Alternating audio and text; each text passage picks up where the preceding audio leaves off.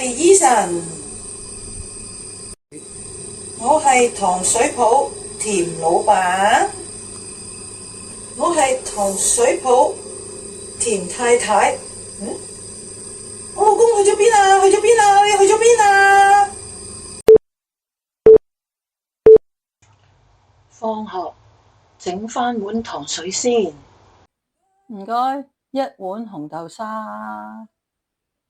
老公，唔好你再坐喺度偷懶啦，快啲嚟幫手整糯米糍啦！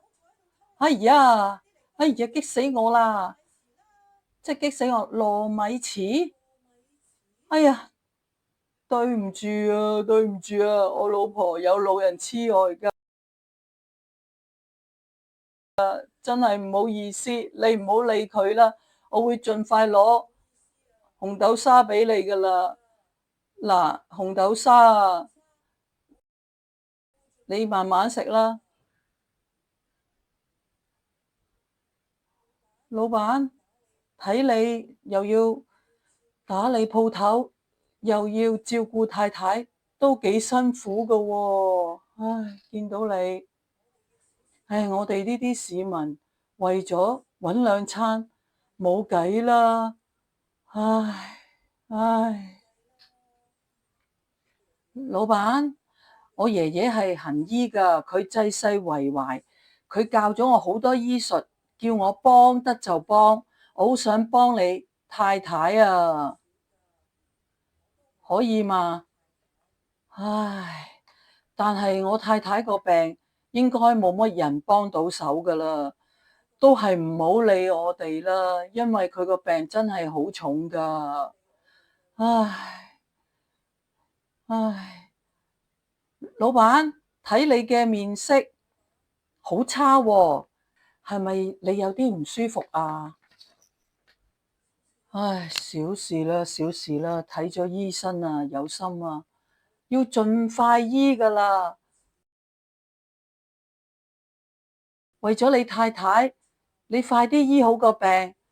你一醫好個病，休息下。如果你病咗，就冇人照顧你太太噶啦。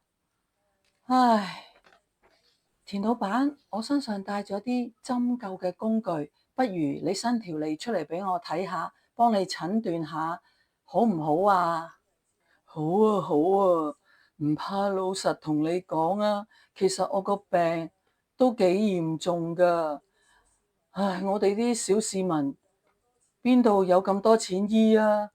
唯有見步行一步，過得一日得一日啦，唯有。好，我而家同你施針啦。